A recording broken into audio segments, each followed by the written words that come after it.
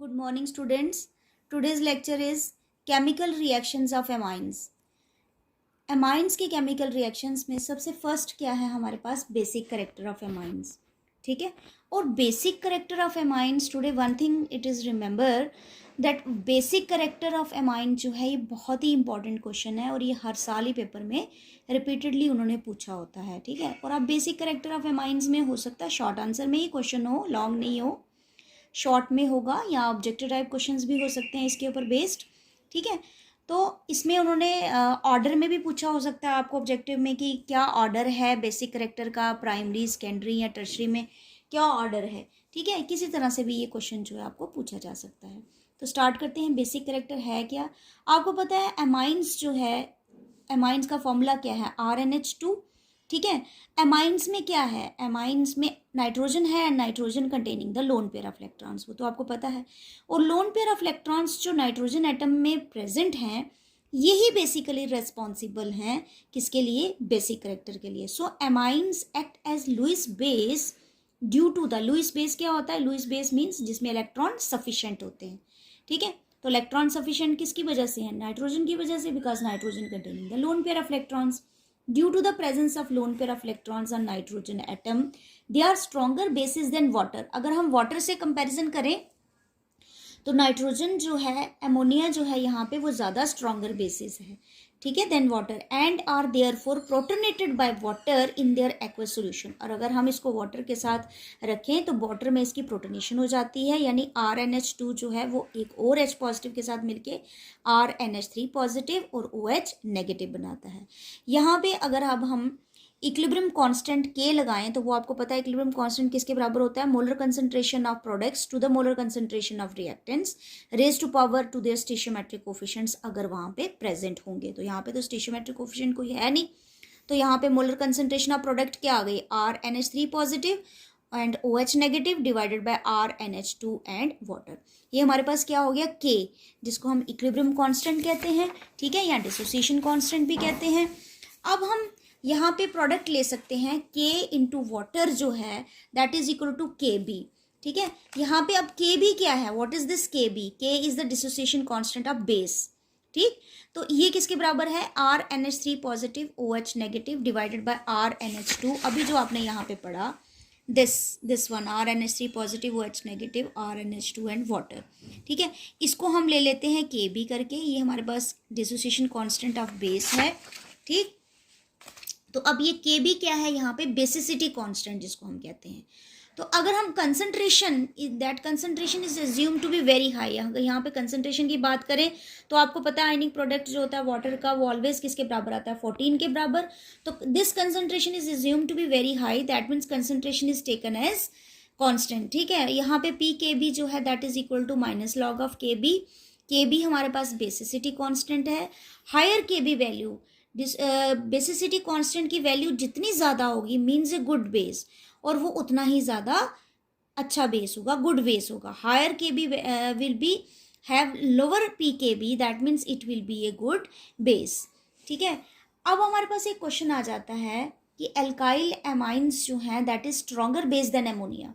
Ammonia से अगर हम कंपैरिजन करें तो एमोनिया से जो एल्काइल एमाइंस होंगे वो ज़्यादा स्ट्रॉन्गर बेस होंगे. ऑब्वियस सी बात है, क्योंकि एल्काइल एमाइंस के साथ क्या होगा, एल्काइल ग्रुप जुड़ा है. तो एल्काइल ग्रुप्स क्या होते हैं, एल्काइल ग्रुप्स आपको पता है they are electron donating group. तो जितने ज़्यादा इलेक्ट्रॉन डोनेटिंग ग्रुप लगे होंगे inductive effect, plus I effect जिसको हम कहते हैं, वो उतना ही ज़्यादा होगा. So this is due to the plus I effect of alkyl group leading to high electron density on nitrogen atom. Hence, lone pair of nitrogen atom becomes more available for sharing with proton. ठीक है. अब देखो RnH2 और ammonia, अगर हम ammonia की बात करें तो यहाँ पे सिर्फ नाइट्रोजन के पास लोन पेयर ऑफ इलेक्ट्रॉन है. अगर हम यहाँ पे बात करें तो यहाँ पे हमारे पास एल्काइल एमाइन में एल्काइल ग्रुप भी लगा है. तो एल्काइल ग्रुप भी क्या कर रहा है, कंटिन्यूस इलेक्ट्रॉन सप्लाई कर रहा है, डोनेट कर रहा है इसको. तो इलेक्ट्रॉन डोनेट करने के कारण ही यहाँ पे नाइट्रोजन की अवेलेबिलिटी, नाइट्रोजन के ऊपर जो इलेक्ट्रॉन है उनकी अवेलेबिलिटी और ज़्यादा बढ़ जाती है फॉर शेयरिंग. ठीक है. इसी के कारण यहाँ पे क्या हो जाता है, ये एल्काइल अमाइन जो है इसको हम कहेंगे this is the stronger base as compare to ammonia. ये आपका एक क्वेश्चन सॉल्व हो गया. अब अगर एक क्वेश्चन आपको आ गया, what is the variation in the basic strength, इसी तरह के क्वेश्चन आपको पेपर में आएंगे. What is the variation in the basic strength of primary, secondary and tertiary amine in gaseous phase. Students ये चीज़ आपने बड़ी अच्छे से याद रखनी है कि आपको वो क्वेश्चन एग्जामिनर क्या पूछ रहा है। आपको वो सिर्फ ऑर्डर प्राइमरी, सेकेंडरी और टर्शियरी अमाइंस का बेसिक स्ट्रेंथ का ऑर्डर सिर्फ जनरल नहीं पूछ रहा है, वो पर्टिकुलर आपको गैसियस फेस में पूछ रहा है। इस चीज़ का आप ध्यान रखिए कि वो आपको गैसियस फेस में क्वेश्चन पुटअप कर रहा है या एक्वस मीडियम में कर रहा है, ठीक है, क्योंकि एक्वस में इसका ऑर्डर डिफरेंट होगा और गैसियस फेस में इसका ऑर्डर जो है वो डिफरेंट होगा। अगर हम गैसियस फेस की बात करते हैं तब हमारे पास जो ऑर्डर है बेसिक स्ट्रेंथ का एमाइंस में, वो हमारे पास सबसे ज़्यादा टर्शियरी एमाइंस ज़्यादा बेसिक है, फिर सेकेंडरी है और फिर प्राइमरी है। क्योंकि गैसियस फेस में जो ऑर्डर हम एक्सप्लेन कर रहे हैं that is only on the basis of inductive effect, ठीक है। और इंडक्टिव इफेक्ट आपको पता है, more the number of alkyl groups attach to the nitrogen stronger base. Nitrogen atom के साथ जितने ज़्यादा एल्काइल ग्रुप्स अटैच्ड होंगे वो क्या करेंगे, वो उसको और ज़्यादा इलेक्ट्रॉन सप्लाई करेंगे। वो और ज़्यादा इलेक्ट्रॉन सप्लाई करेंगे तो इसका मतलब नाइट्रोजन पे इलेक्ट्रॉन्स की अवेलेबिलिटी जो है फॉर शेयरिंग विद प्रोटॉन्स वो और ज़्यादा बढ़ जाएगी, तो इसके कारण बेसिक करेक्टर भी बढ़ जाएगा। तो it will be due two plus I effect of alkyl groups. अगर देखो यहाँ पे अगर 3 एल्काइल ग्रुप लगे हैं टर्शियरी के केस में, तो यहाँ पे इलेक्ट्रॉन सप्लाई ज़्यादा होगी, यहाँ पे इलेक्ट्रॉन्स और ज़्यादा बढ़ जाएंगे, तो ये ज़्यादा बेसिक हुआ as compare to secondary. Secondary में आपके पास 2 एल्काइल ग्रुप हैं, और अगर हम प्राइमरी को लें तो प्राइमरी में हमारे पास एक ही एल्काइल ग्रुप है। सो इन गैसियस फेज हम सिर्फ जो बेसिक स्ट्रेंथ है एमाइंस की वो कंसिडर करेंगे only on the basis of inductive effect, and the order will be tertiary, then secondary and then primary. अब ये चीज़ आप ध्यान रखना कि क्वेश्चन एग्जामिनर जो है वो आपको किस में पूछ रहा है। गैसियस फेज में आपका रिजल्ट क्या आया, tertiary is greater than secondary is greater than primary, ठीक है बेटा। अब अगर नेक्स्ट क्वेश्चन वो आपको पूछता है what is the order of basic strength of primary, secondary and tertiary amines in aqueous medium. अब क्वेश्चन आपका गैसियस मीडियम में नहीं रहा, अब क्वेश्चन आपका क्या आ गया, एक्वस मीडियम में। एक्वस मीडियम में क्या है अगर हम इंडक्टिव इफेक्ट की बात करें, काट ले फिर।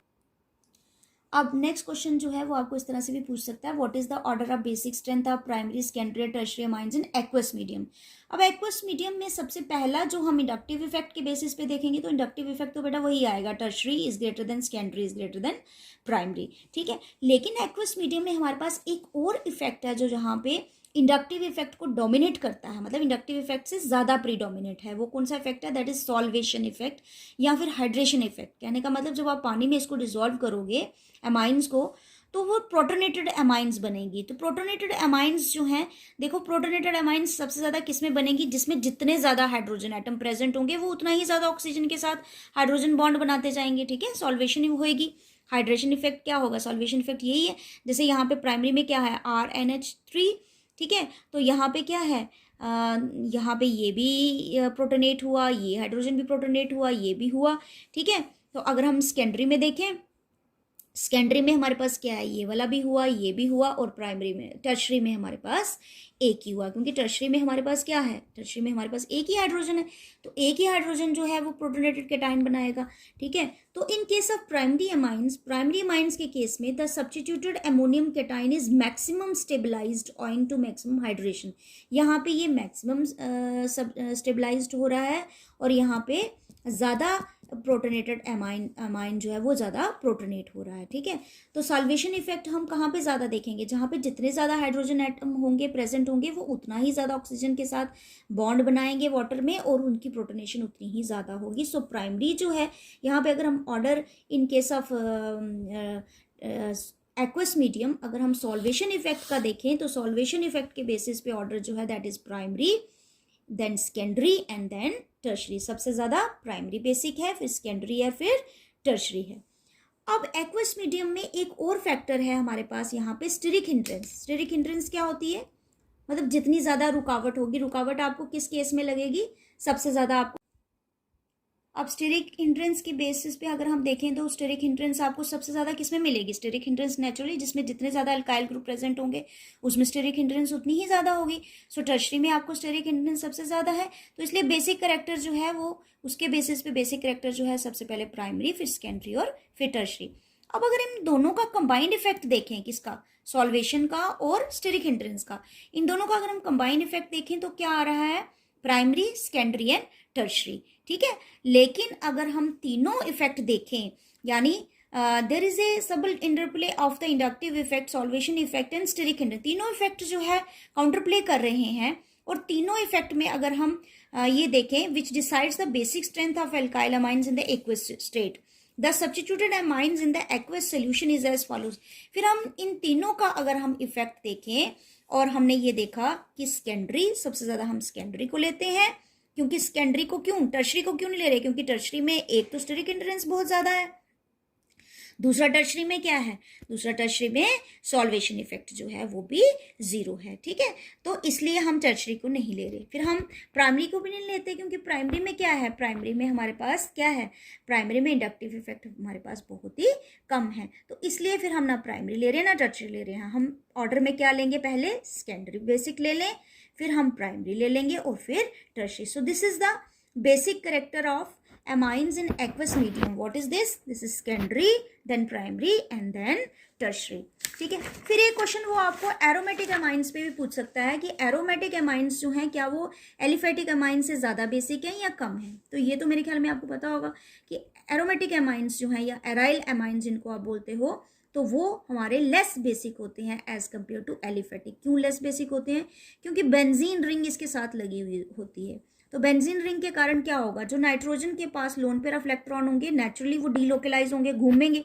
डीलोकलाइज मतलब वो रिवॉल्व होंगे किसमें, इस बेंजीन रिंग में पूरे, ठीक है, जिसके कारण वहां पे अवेलेबिलिटी जो है लोन पेयर ऑफ इलेक्ट्रॉन्स की वो नहीं रहेगी। So hence lone pair of electrons are no more available on nitrogen, making aniline और aryl amines poor bases as compare to aliphatic amines. तो दैट्स वाई यहाँ पे ये पोर बेसिक हो जाते हैं। फिर इस एरोमेटिक अमाइंस पे वो एक दो क्वेश्चन और पूछ सकता है कि अगर इसी एरोमेटिक अमाइंस में अगर कोई इलेक्ट्रॉन डोनेटिंग ग्रुप लगा हो, जैसे OCH3 CH3, इस बेंजीन रिंग के साथ अगर कोई इलेक्ट्रॉन डोनेटिंग ग्रुप लग गया है, जैसे OCH3 लग गया या CH3 खाली लग गया, ठीक है, कोई अल्काइल ग्रुप लग गया, तो क्या होगा, देखो भाई जो भी इलेक्ट्रॉन डोनेटिंग ग्रुप लगा होगा वो क्या करेगा, वो इलेक्ट्रॉन सप्लाई करेगा। जब वो इलेक्ट्रॉन सप्लाई करेगा तो लोन पेयर ऑफ इलेक्ट्रॉन्स जो हैं, जो लोन पेयर ऑफ इलेक्ट्रॉन्स जो नाइट्रोजन पे अवेलेबल हैं, उनकी अवेलेबिलिटी और ज़्यादा बढ़ जाएगी। तो जो हमारा अमाइंस हैं जो है, एरोमेटिक अमाइंस जो हैं, उनकी बेसिक स्ट्रेंथ जो है वो बढ़ जाएगी। सो इलेक्ट्रॉन डोनेटिंग ग्रुप जो है increases the basic strength. This is because the lone pair of electrons are more available for donation when electron donating groups are present, making them good bases। लेकिन इसकी बजाय अगर कोई electron withdrawing group, अगर कोई खींचने वाला ग्रुप लग गया, जैसे नाइट्रो ग्रुप यहाँ हमने बेंजीन रिंग पे लगा दिया, तो नाइट्रो ग्रुप क्या करेगा, उल्टा बेंजीन रिंग से इस नाइट्रोजन से भी इलेक्ट्रॉन को अपनी तरफ खींचेगा। जब ये खींचेगा तो यहाँ पे जो अवेलेबिलिटी थी लोन पेयर ऑफ इलेक्ट्रॉन्स की वो उल्टा कम हो जाएगी। So electron withdrawing group like nitro, cyano या हेलोजन्स, ये क्या करते हैं, एरोमेटिक अमाइंस को पोर बेसिस करते हैं due to the less availability of lone pair of electrons on nitrogen. तो इस तरह से क्वेश्चंस आपको पेपर में पूछते हैं। मैंने हर तरह का क्वेश्चन आपको नोट्स भी दे दिए, प्रोवाइड कर दिया आपको, और मैंने समझा भी दिया। और बेटा ये बहुत इंपॉर्टेंट है, मोस्टली अमाइंस चैप्टर में आपको बेसिक कैरेक्टर पे ही क्वेश्चंस पूछे जाते हैं। तो ये अच्छे से आप पढ़ो, लर्न भी करो, क्योंकि टेस्ट तो अब हम आपको हर एक यूनिट वाइज दे ही रहे हैं। तो ओके बेटा, नेक्स्ट वीडियो हम नेक्स्ट पढ़ेंगे केमिकल प्रॉपर्टीज़ नेक्स्ट वीडियो में। Okay, thank you.